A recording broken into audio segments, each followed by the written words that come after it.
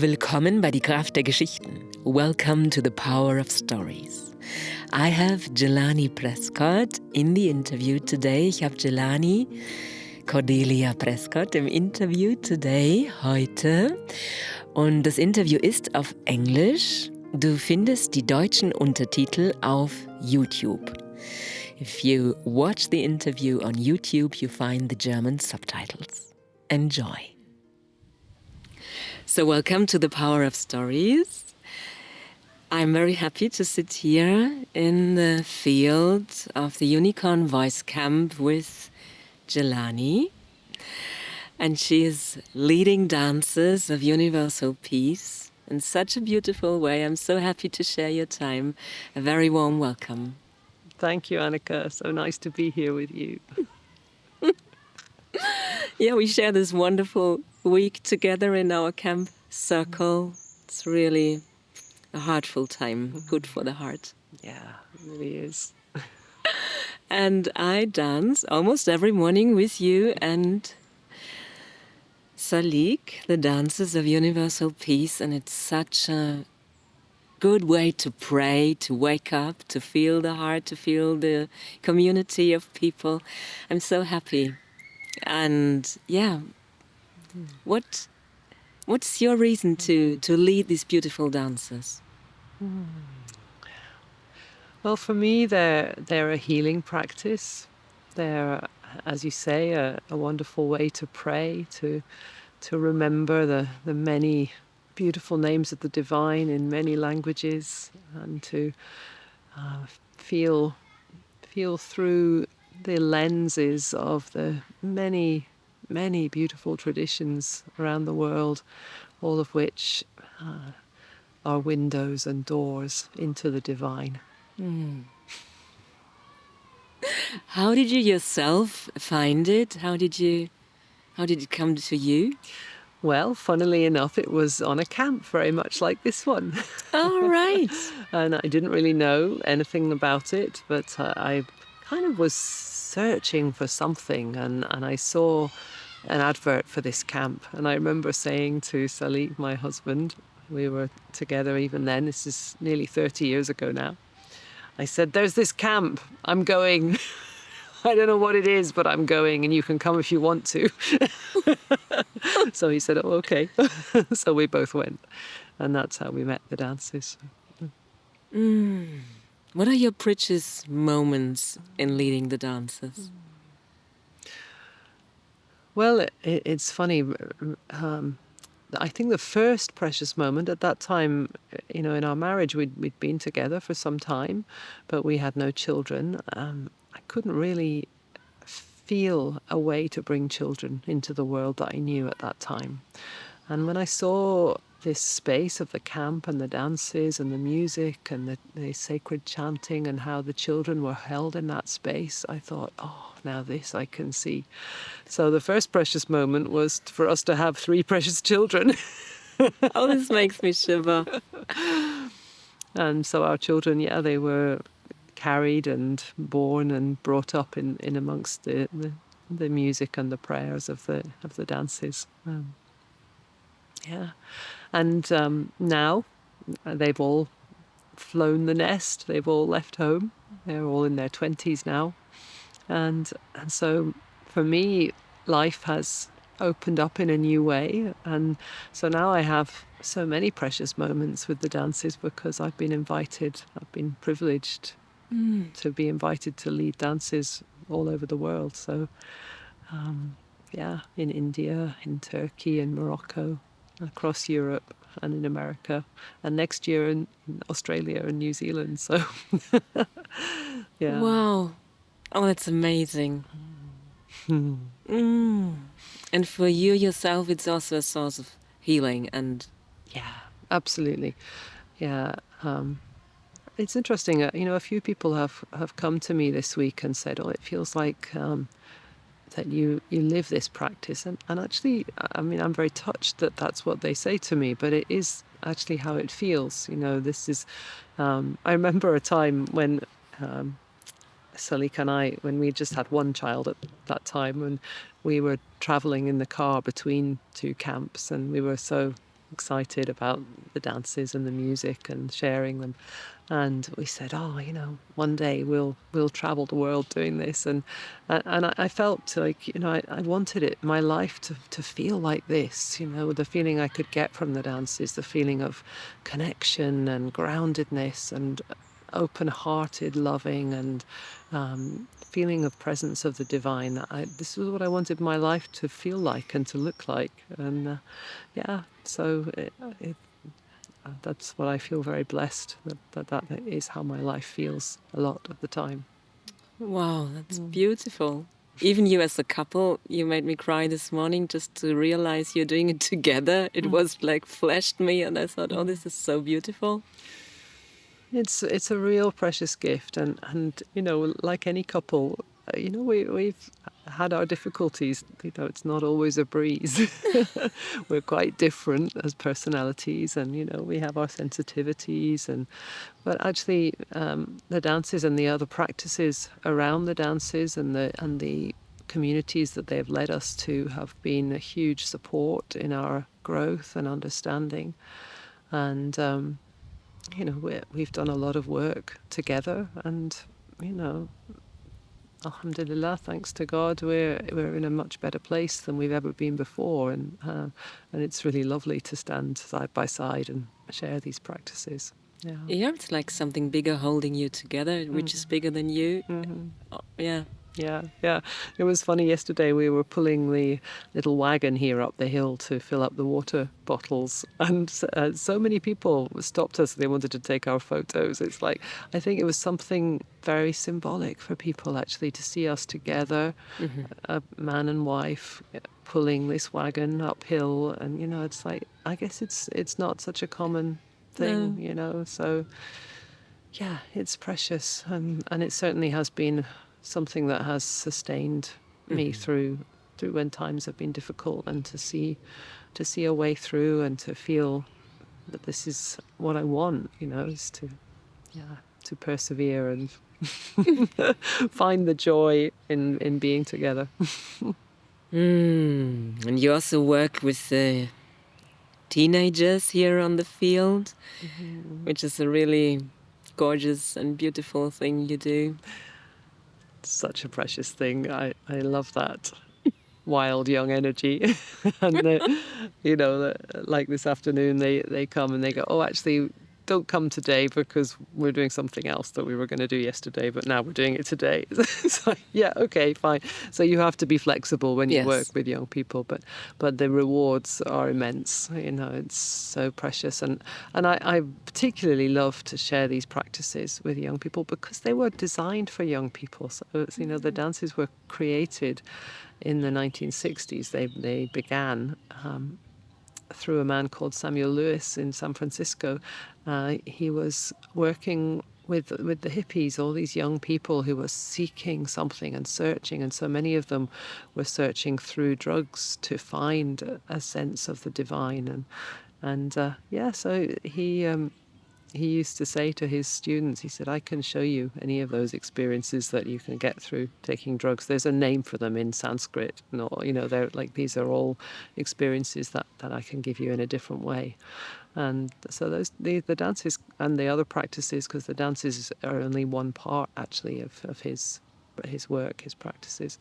But they literally were designed working with teenagers and people in their 20s and maybe early 30s. So it's great. It's always wonderful to use in that age range. And you've done that for quite a while already. Yeah, I've done it in the UK a fair bit at the camps there particularly, and there's a group of kids, I suppose, who grew up around my own kids, and some my own kids not always so willing to be part of it because it's not quite so cool when it's mum. But some of their friends. Is there a culture you have a particular heart connection to? So really it depends from moment to moment.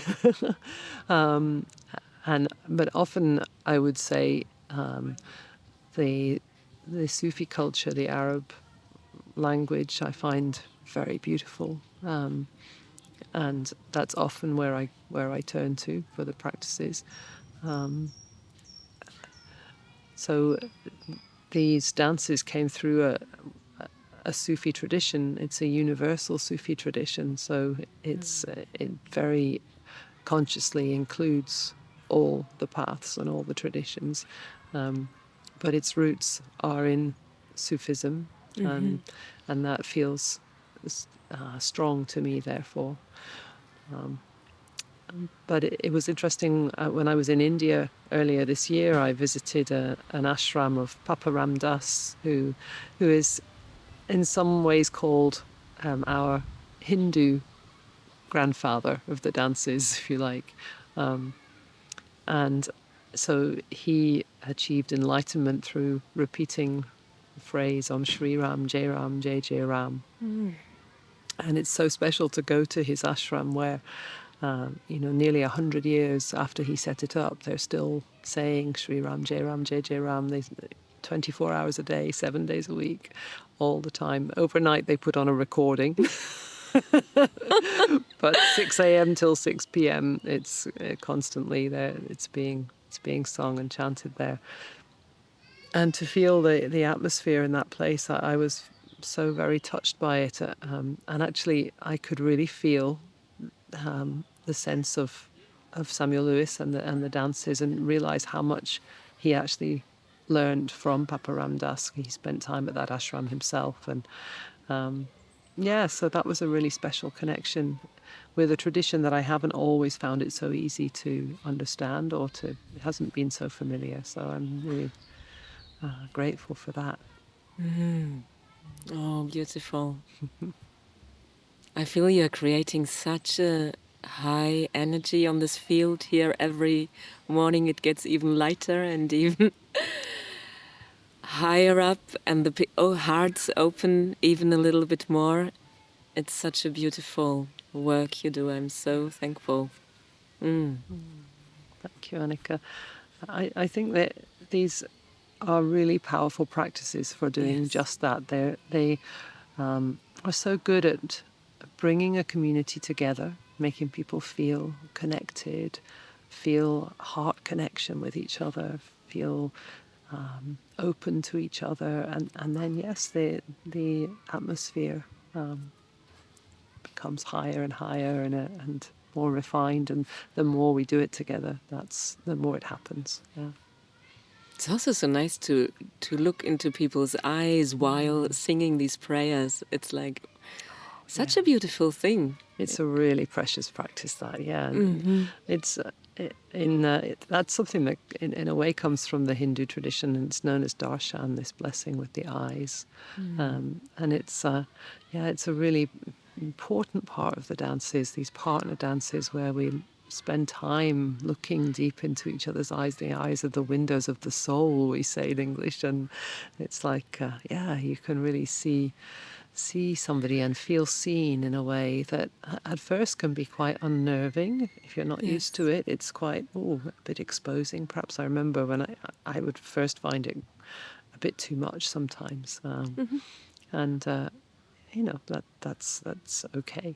That's but with time and practice, the capacity grows to be able to hold that space and to show yourself and to see somebody else. And it's not something that we do much in Western life, take that time just to look into each other's eyes.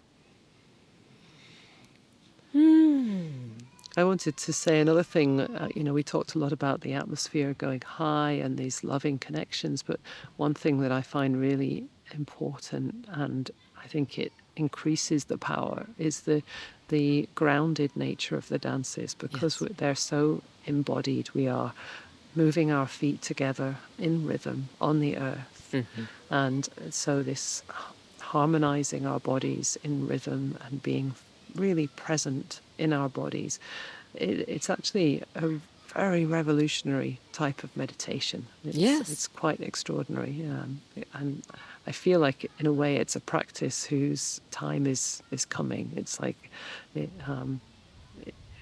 we haven't fully realized the potential of this really, really embodied and present concentration and fully involving the whole of our being, with our voices and our brains and our hearts and our feet, and it's all included. For me, it's the best. I cannot sit still very long, and I really love to move while I pray. Well, it's so interesting, isn't it? We even notice this because obviously there's lots of beautiful singing happening on this field. But I notice looking around how people love to move when they sing. It brings an extra dimension to be moving while we sing. So to sing together, harmonizing our voices, and then to move our bodies, and either freely. But then there's something about when we move together again, our bodies are harmonized. That brings another layer. Yeah, and it's simple, so you don't have to think a lot.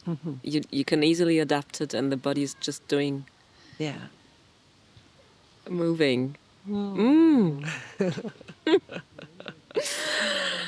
Oh, beautiful. And you would like to share a song? One of those beautiful songs? Yeah, so this is one that has words in English and also in Arabic. And it reflects some of the things that I think are really precious and valuable about this practice, which,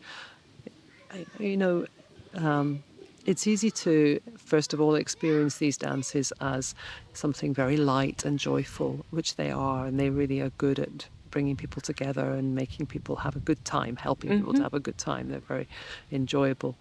But, we live in difficult times, and people are often feeling difficult feelings for many reasons. And the dances for me are very much a healing practice.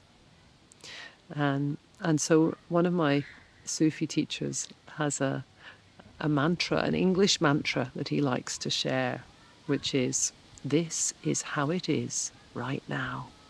So this is a way to drop into the moment. We might wish that things are different. We might be unhappy with how things are, but this is how it is right now. So sometimes he will just get us to repeat that together in the group, just like you would a mantra, this is how it is right now, and feel what that feels like. So that's part of the song.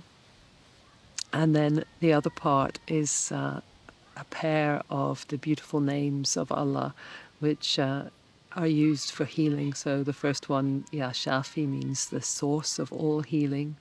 And the second one, Ya Kafi. Kafi means enough. So simply sufficient. It's like, just being able to receive from the source of all healing just exactly what we need right now. Yeah, this is how it is right now. So this is a song, it's actually a dance as well, that was created by one of my students, and I love to share it. So I didn't bring my guitar, but I'll just sing it without.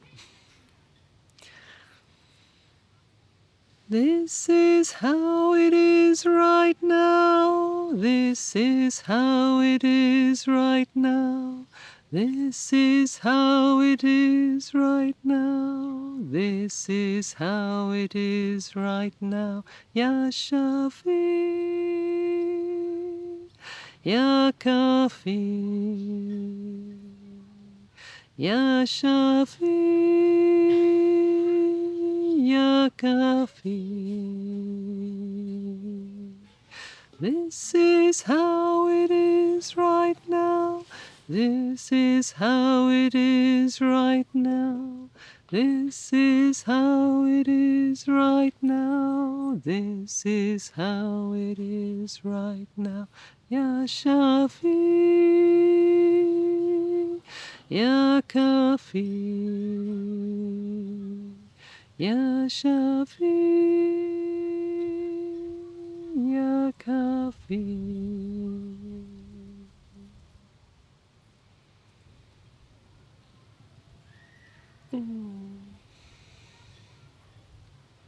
So beautiful. Thank you. Just a little tiny taste.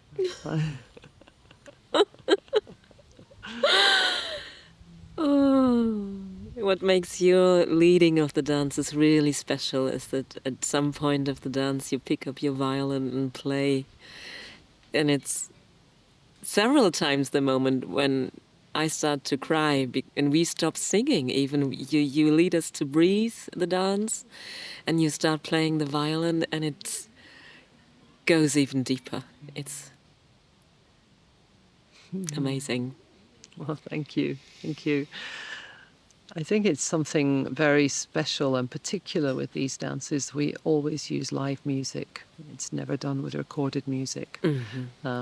Sometimes it's done without instruments, but we're lucky that we are musicians, and so sometimes I play the guitar, or sometimes my husband Salik plays the guitar. Sometimes he plays the drum, and yes, I play. Actually, it's a viola. Not a violin. It's a lot of people don't know that,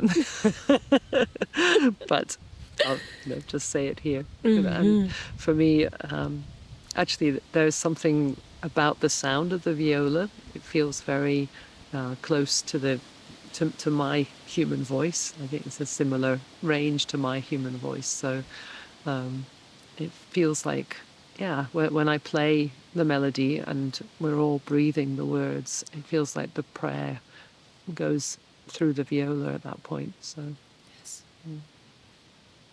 It's very simple music. It's nothing elaborate. But yeah, deep from the heart, from the source. Thank you, Jilani. Whoever wants to dance with you can come to the Unicorn Voice Camp or to one of your camps in England.